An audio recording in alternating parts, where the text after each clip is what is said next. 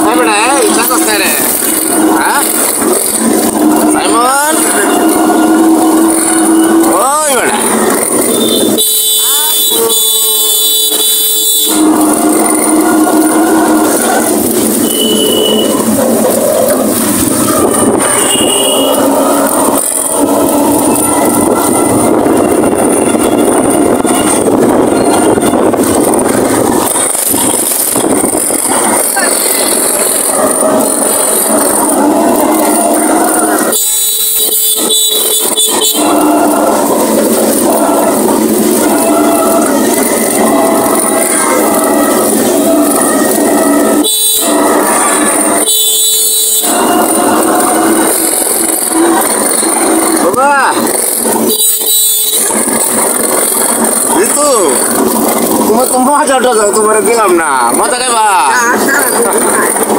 না? আমার গেলাম যে আমার একটা মজাও কিনে দিলাম না, এটা হইলো মন হই না গিয়ে।